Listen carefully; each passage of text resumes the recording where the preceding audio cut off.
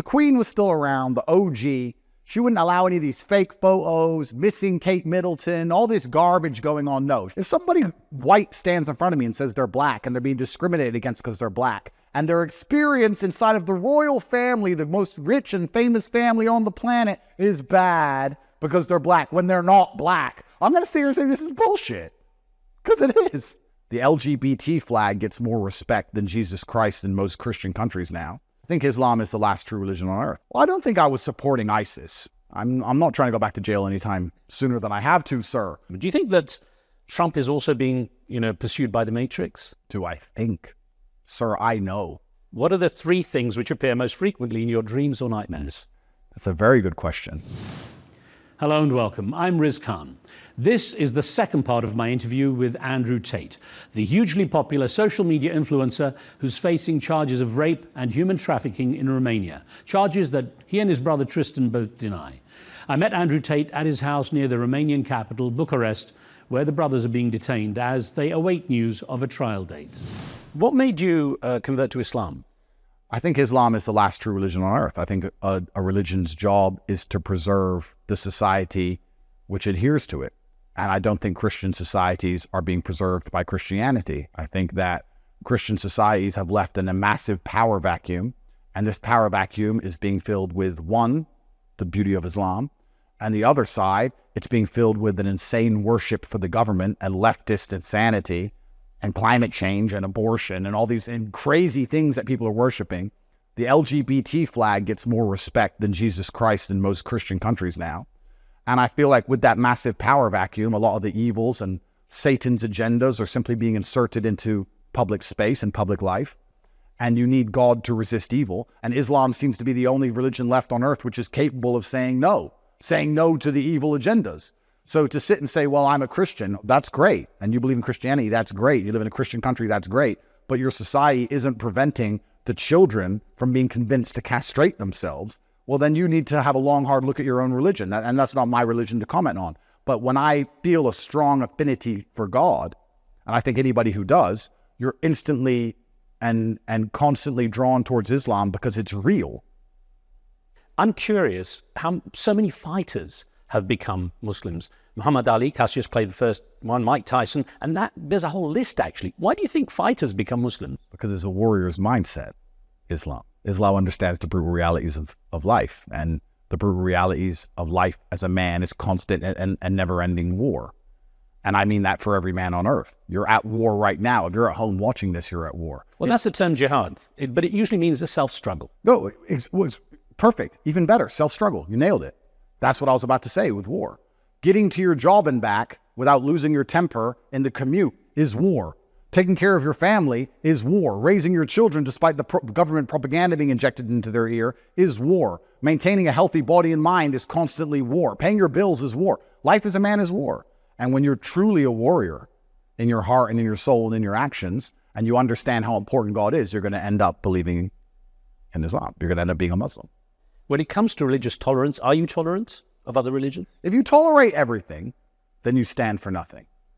I agree that tolerance is a strange word, but it's used widely to imply... It's a hijack. Tolerance is a hijacked word. So tolerance in and of itself, just like we talked earlier about gender equality, is a hijacked word that the Matrix has hijacked and taken a nice pretty word and they've hijacked it. Because when they say you must be tolerant, what they're saying is move out your house, give it up to asylum seekers, allow your son to chop his balls off. That's what they're telling you to do. So tolerant is hijacked. However, my brother's a Christian. I live with a Christian. It's not my job to be an Islamic scholar. I don't know enough. I'm a revert. It's not my job to go through and tell other people about their own religion. It's not my job to insult other religions. I can only say why I stopped being a Christian because I lost faith in the religion as a whole. That's my personal preference. That's all I can do. I'm tolerant of other religions. In fact, I think we need more God in the world, not less. I'm tolerant of religions. If I meet an atheist, perhaps I might look at him strange. Perhaps you were for a while. Well, yes, exactly. But perhaps I wouldn't do business with atheists anymore. Perhaps if someone sat and said, I'm an atheist, I would lose respect for them. I'll admit that openly on camera. But if someone were to sit and say, I'm a Christian, I'd say, okay, that's fine. Beautiful. You believe in God, I believe in God. The world needs more God. And I think that's very important. But this tolerant word we have to be careful with. We have to be very careful with this word. I agree. It's accepting, I think, is a better word than tolerance, because tolerance implies putting up with something. But the reason it's so important to be careful with this word is because one of the core tenets of being a man is intolerance. If you're a man, you're intolerant. You have principles, and principles can't be broken, which makes you intolerant. You have duty, which means you can't have your actions changed or psyoped out of you, which makes you intolerant. You have land you're supposed to protect. You have your people you're supposed to protect, your family. You don't want strangers turning up in your house. You're intolerant of random guests at 3 a.m. If you're half good as a man, you're intolerant of a lot of things. So I would never sit here and call myself a tolerant man, because that makes me a walkover, and I'm certainly not a walkover. I am tolerant, sure, but not in this hijacked sense of the word where I'm going to allow myself and my people and those I care about to be decimated by the insane agents of Satan. Andrew, interesting you say you're a revert, not a convert. Yes. Why? Well, we all start as Muslims, is my understanding of it. Like I said, I'm not an Islamic scholar, but I think what I found most amazing about my reversion, to be honest with you, is how similar it was to Christianity. It's really not as far away as people believe it is. And I feel like, especially in the Western world, especially in America, because I'm American, the white Christians see it as this faraway religion from a faraway place, and it's very, very different. Not understanding that Christianity and Islam were born from the same period of same place on earth, right? And we respect and worship a lot of the same people, and it's a beautiful thing. So we all start as Muslims, is my understanding, and like I said, I'm very careful how I talked about these subjects because there's people more intelligent than me. But it's closer to Christianity than I thought, which is also quite refreshing. Are you ritualistic? I mean, do you pray 5 times a day? Is it something important to you? I'm not judging. I'm just asking. Sometimes I will pray 5 times in a day. I won't always manage to pray 5 times in a day. It's important to me, yes. I think it gives me a lot of mental clarity. I think it's a nice thing to do. I think if you don't have time in your day or you can't make time in your day for God, then what are you making time in your day for? What's more important than that? Let's bring current affairs back into it, and especially regarding Islam, because ISIS, of course, has a particular reputation globally. On ISIS, you said ISIS are the real Muslims because ISIS do exactly what the book says. Now, you got pretty harsh here, saying kill everyone who's not a Muslim and chop people's heads off and set them on fire and raging lunatics and all this. I mean, it's. Do you still hold this belief, or was it merely rhetoric for? No. So when I was an atheist, and I was giving my political commentary, I did say that. Of course, because this is a media interview, we are showing half of the clip. We're not telling the whole clip, because I also said the same thing about Christians. I also said that the Old Testament says, put to death anyone who does not work, who works on a Sunday. If you work on a Sunday, you should be put to death. Old Testament says it, Christians. And my point about the whole video was that when you believe in a religion, if you follow the book word for word, you can't exist in society. Christians can't kill everyone who works on a Sunday, even though the Old Testament tells them to. And if you try and do exactly as the book says word for word, well, then you're going to end up being seen as an extremist of some kind. I don't remember exactly what I said in that video, but I remember my overarching point. It wasn't anti-Islamic. It was how religious texts have to be watered down a bit for you to live a life. And Muslims understand that. Most Muslims, most Christians understand that there's a version of the religious text that they can't exactly adhere to. And then I was talking actually about how this eventually ends in the religion having no power at all, because I was talking about Christianity, saying that, well, if you ignore first part of the Bible, then you ignore the second part, you ignore the third part, in the end you ignore all of it, you say you're a Christian, you have no beliefs, etc., etc., etc. So yes, I said it. Yeah, you were saying actually you were actually supporting ISIS in its views in that one. Well, I don't think I was supporting ISIS. I'm not trying to go back to jail anytime sooner than I have to, sir. I have to be very careful. I do not support ISIS. I do not think that innocent people dying under any circumstances is ever something that I would adhere to or I would support. It's not who I am as a person. I don't like that whole premise. Also, and I'll be very honest, I don't understand the true Islamic beliefs of ISIS. I haven't spoke to an ISIS leader or member. I don't know how he interprets the Quran different than I would. I don't know. So I can't comment on ISIS. Now, in the case of the Israel-Gaza situation, you're accused of Israel of genociding Palestinians, and I've seen the interviews where you've been asked to condemn Hamas, and you've kind of skirted around the issue a lot. Wouldn't it be okay to condemn both sides for what's happening? I'm a realist, but I'm also very careful, because I understand in many countries, saying certain things about Hamas puts you in jail. So let's not talk about Israel-Gaza. Let's talk about a fantasy land. The purple people against the blue people. I believe that it's inside of every single heart of every single person to resist and struggle against oppression. I believe that God especially made men, masculine men, since the dawn of time. All of our great stories and all of our history All of our heroes were men who fought against oppression and oppressive forces and enemy forces. You want to talk about Winston Churchill? You want to talk about Napoleon? You talk about any of the Western world? You talk about Nelson? All of our heroes, the ones that are on the statues, are the men who stood up and said, enough. So in the purple versus blue people, perhaps the purple people would be oppressing the blue people for a very long time, stealing their land, and the blue people were eventually to stand up and say, enough is enough of this. We are tired and we're prepared to die to stand up for what we believe in because we have duty and we have honor. It would be extremely asinine for anyone to sit here and say, no, you could just oppress people forever and they'll never resist. And if they resist, they're the bad guys. I also think that perhaps in this imaginary world, let's imagine there was videos coming out and you could truly see who was murdering babies and who wasn't. I think it'd be pretty clear for anyone with a functioning brain to understand what's going on. It's insane to sit and think that men should not have any kind of resistance inside of their hearts against deliberate and constant endless oppression. That's insane. And to sit here and say that's okay, once again, is insane. And to sit here and condemn both sides. No, I'm not going to condemn the masculine spirit of resistance. I'm not going to do that because that's disingenuous. You know, Andrew, it's interesting the comments you make about where men should stand in society and the kind of empowerment they should have or have. It sounds very Darwinian, survival of the fittest. Do you adhere to that idea that it's about it's about survival of the fittest? Yes. So it also means that if a woman is physically stronger than a particular man, she's got the edge on him. Well, of course. I mean, we can sit here and talk about exceptions disproving the rule all day long. No, we can. Yeah, we can. Right. You know, right? You know, there's some people who can swim faster than a fish, and we humans are faster swimmers than fish because there's one swimmer which is faster than this one kind of fish. Let's talk about this all day. Is life survival of the fittest? It always has been. It always has been. And it's the same for, it's always has been, and it's the same for ideas. It's the same for ideas right now. We just talked about religion.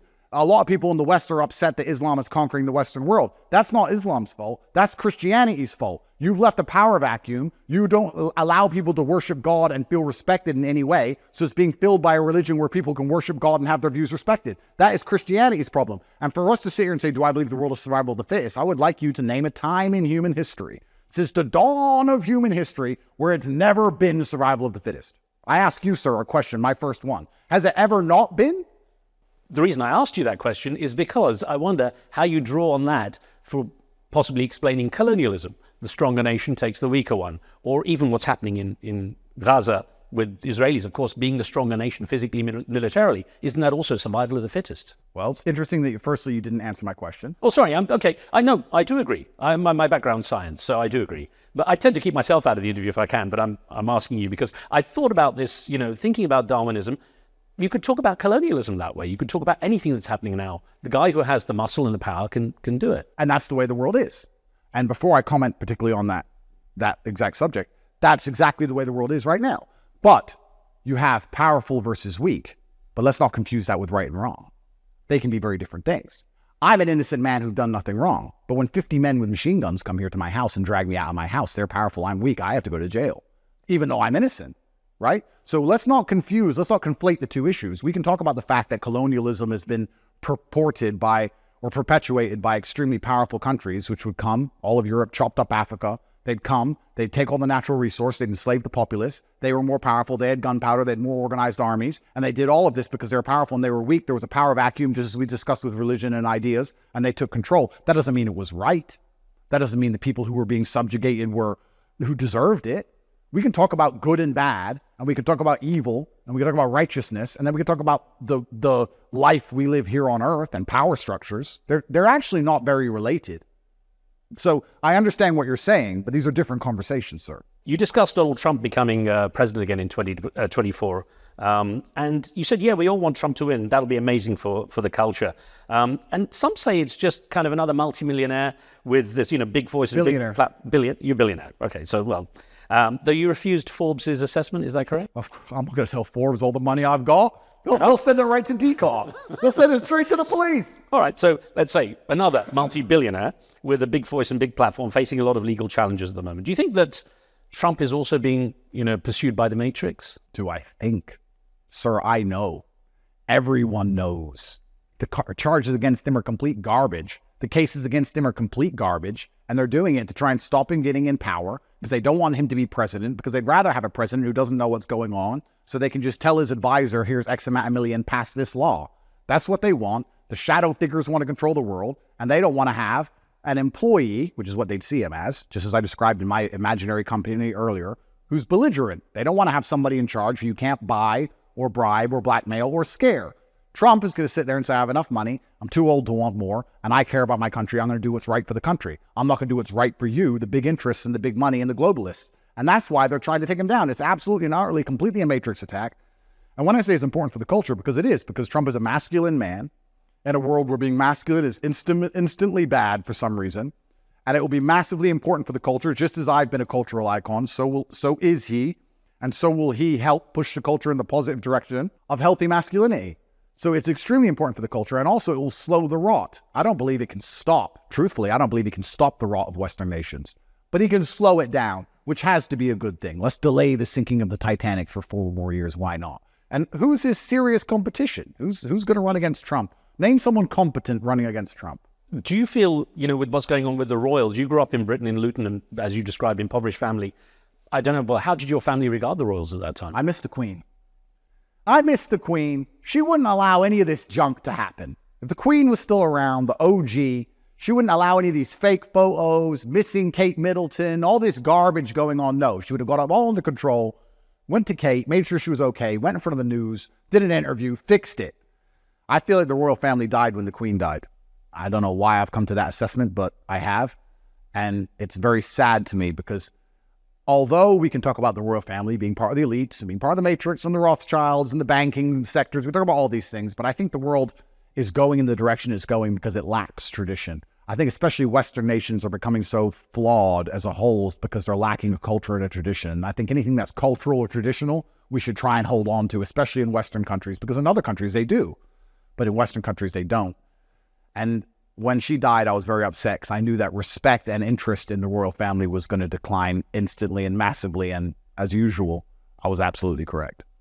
You've commented on Prince Harry's wife, Meghan Markle, saying she is not black. And I wonder, as a man of mixed race yourself, how you regard that kind of She's not black statement. Well, then, if that was said about you, how would you relate to that? Well, it's fine. I'm mixed race. I mean, she's lighter than me. I mean, it's just, I'm not going to, I just find it amazing that we have a person who is so light-skinned crying about the fact that she was attacked for being black. And there's black people, genuinely black people, standing on the news saying, yeah, that's true. She had a tan, Italian maybe. I mean, she had a tan. She was in the sun. That's fine. But to sit here and pretend that she's African, like she's from Sudan, is an objective lie. But here's the thing that's so crazy about the world. It's an objective lie. She is not black. Everyone can see she's not black. But saying that, everyone's scared to say it. Everyone thinks it, right? It's because, well, good job the Matrix has done on us all. Everybody at home looks at her and goes, that's not a black person. That's a mixed race person or an Italian person or a Portuguese woman maybe. But we're not allowed to say it. Oh, if you say it, because they got everybody scared to talk. And that's what they want. I'm a mixed race person, which is actually quite interesting. I want to make one more point. Usually when you reach my level, when you get hit with the Matrix attack is always a weaponized virtue, right? So they find something virtuous, like loving women or protecting women, and they weaponize it, misogyny, and they attack you with it. So it's always weaponized virtue. Typically, at my status, you get attacked with racism. It's the most common weaponized virtue they attack you with. But because I'm mixed race, from America, from England, 2 different races, living in Romania, I'm all over the place. They can't really use racism on me. So they haven't tried to make that one stick. So it's one of their weapons bounces off of me, which is quite interesting. But yeah, I'm not a racist for saying I have 2 sides of my family. One side's white, Irish, as white as you get. One side's black. I can say, that's my black family. This is my white family. That doesn't make me racist. You're a black person, you're a white person. It doesn't make me racist. It's not offensive. I'm not saying one's better than the other at all. I don't see the offense in this. And this is normal. And once again, they've somehow psyoped the population to saying it's wrong to say somebody's skin color. If somebody white stands in front of me and says they're black and they're being discriminated against because they're black, and their experience inside of the royal family, the most rich and famous family on the planet, is bad because they're black when they're not black, I'm going to sit here and say this is bullshit. Because it is. I'm going to pause for a second because we lost the light there for a second. Yeah, but it's okay, it's back. The sun went in. As you said, I'm not, racist. You suddenly went dark, which I thought was very ironic. Perfect footage. Yeah, I wonder how people are going to respond to that. We're good? We keep going. All right. I'm interested how artificial intelligence, AI, will fit into what's happening with what you describe as the matrix? I mean, I know you commented, you said the rich-poor divide will continue to increase. The average man is becoming obsolete.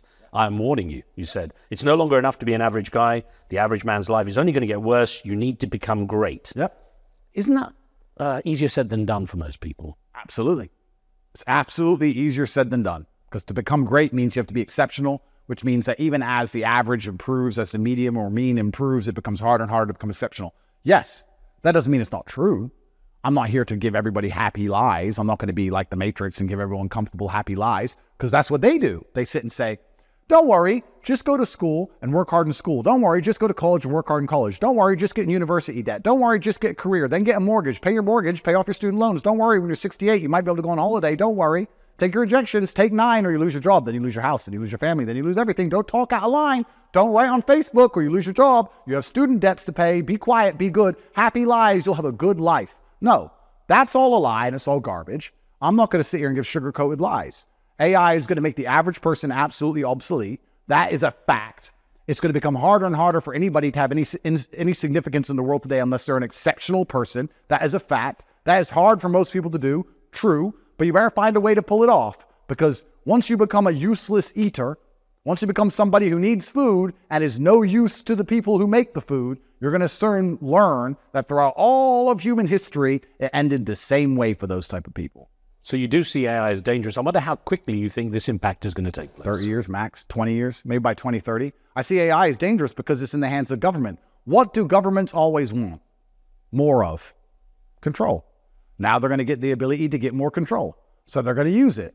And it's going to get to a point where you can't go out your house without getting scanned by some camera with the QR code stamped on your forehead. And if you've ever written anything on Facebook they don't like, you're going to pay the price for it. You're not going to be able to drive where you want, fly where you want, eat what you want. You're going to have no freedom. You're going to own nothing, and you will not be happy, and you won't even be able to resist. If there is a protest somewhere in the city, when you get in your electric car to try and drive there, your electric car will turn off halfway there because that zone has been de-electrified by the Matrix, by the AI machine. And once all of this happens, it's over for everybody. Soon the robot police will be turning up at your door. You can barely reason with these agents of the Matrix now. Police officers have lost their minds to the point where they're going to blindly comply during COVID and beat the shit out of old ladies. We don't talk about it anymore, ever, by the way. Every time I meet a police officer, I say, weren't you beating people up for not wearing a mask 2 years ago? And they just kind of laugh it off. Yeah, I guess. Oops. It's just funny now. But there were some of them you could kind of talk to and say, bro, she's an old lady. Stop punching her in the face for her own safety because she doesn't wear a mask. But wait till they're all robotic. Then they'll just get the order. Wear the mask or get shot on the spot. It's coming for everybody. And the only chance you have to escape any of this is exceptionalism.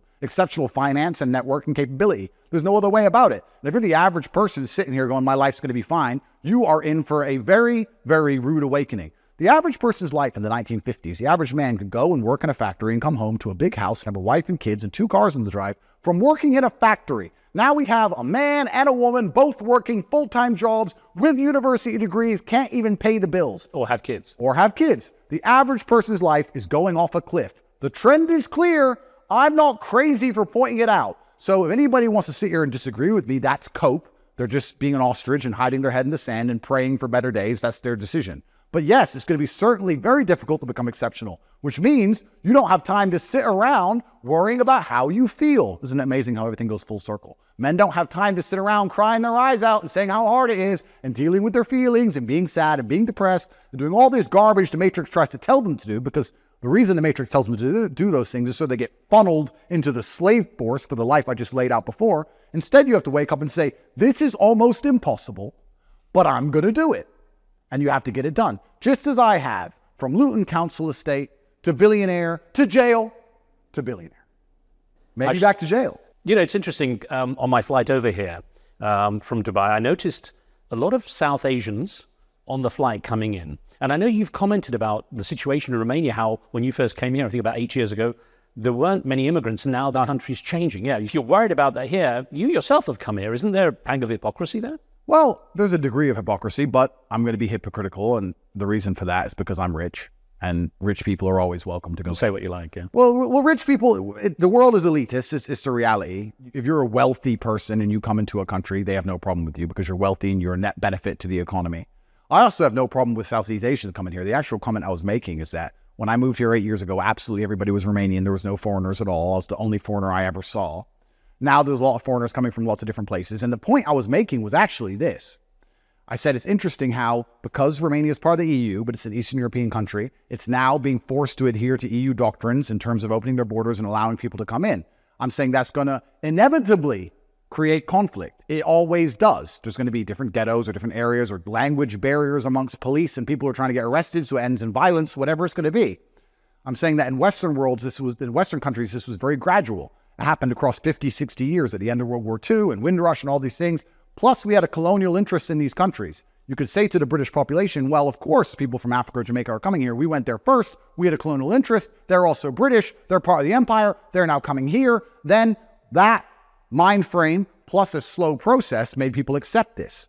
My point was how this will all play out in Romania, a country that has no colonial interests, has never been to these places, has never had an empire, never been anywhere. And it's now happening so suddenly and so quickly and so instantly, not across 40 years. The local population might react violently, and it might be very visceral and clear to see how instantly they get angry. Let's say there was a high-profile rape, for example, against a Romanian woman from a migrant, because they're going to say, well, we don't want those people here. We've never been there. We don't have an empire. We have no interest in them, and they've all turned up in the last 20 minutes. What are we going to do about this?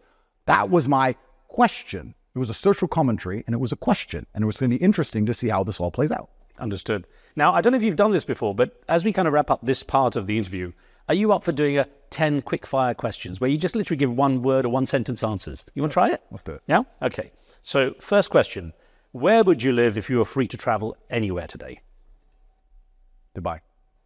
When did the Matrix begin and who started it? Fiat currency.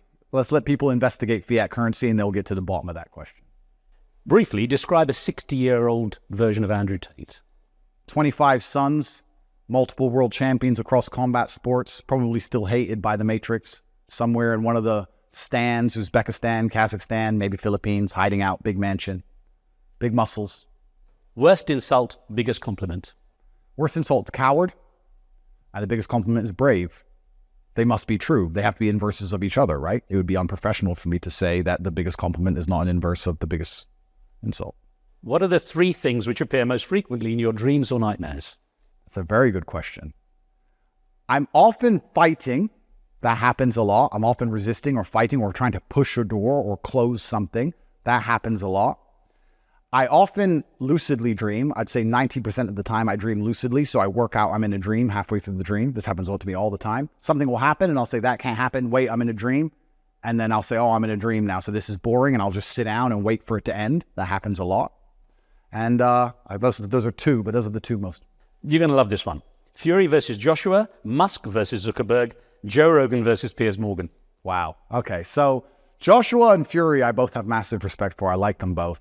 You got the Gypsy King and you've got AJ, who I know well. And I can't make a call on it. I just wish them both the best with their careers. Musk, Zuckerberg? Has to be Musk, because Zuckerberg is pro-censorship and Musk isn't. And there's nothing more important in the world today than the ability to speak freely. So Musk is literally saving the world. And Rogan versus Morgan, Piers Morgan. Oh, that's Joe Rogan all day. I don't actually have anything against Piers. Piers is all right. Piers is a nice-ish guy. He's all right. He refuses to condemn Israel, though, which I find extremely disappointing. What's worse, being wrong or being irrelevant? I think being wrong.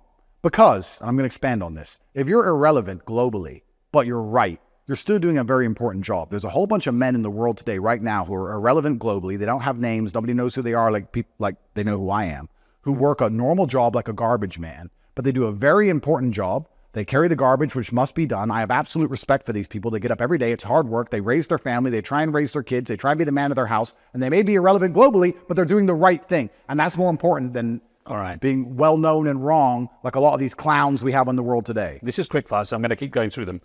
Would you ever get back in the ring following the success of YouTube boxers like Logan and Jake Paul and KSI? And which one would you most prefer to fight? Who would have the best chance against you? None of them have a chance against me. I have my own fight now, and it's a bigger fight. It's a legal fight that's going to go on for the next 5 to 6 years, so I'm pretty busy in the fighting sphere.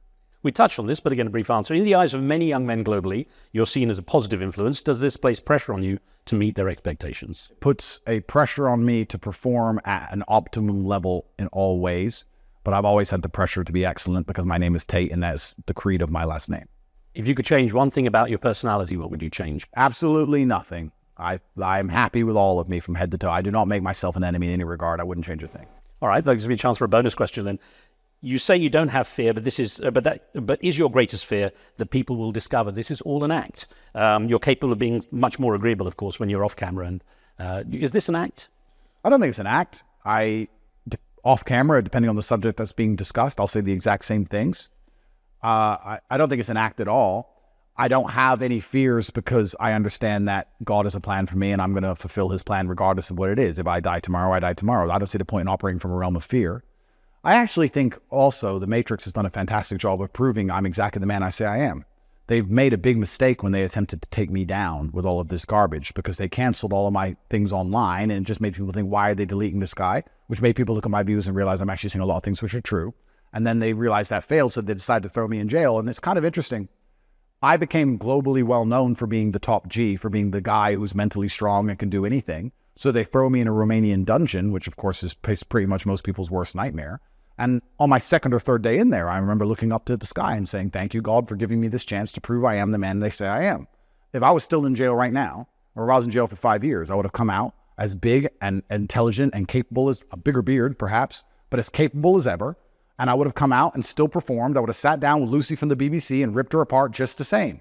That's who I am. I'm the top G, and they gave me a chance to prove it. So thank you very much, Matrix. None of this is an act. I'm absolutely built different from head to toe. Well, Andrew, thanks for the time. Always so many questions, never enough time. Thank you, sir. Thank you. Before I left the Tate compound, there was time for a few additional questions as we passed a lineup of luxury cars. But as it turns out, these cars don't actually belong to Andrew Tate. Andrew, it's nice to come out here and just have a look at some of these things you've got. Now, when did your love for such fancy cars grow, and what was the reason for it? Very interesting coincidence. It was in direct correlation with me getting rich. So it all worked out pretty well. Now, I think all men love cars. I don't know why. There's something visceral about driving, which I've always loved.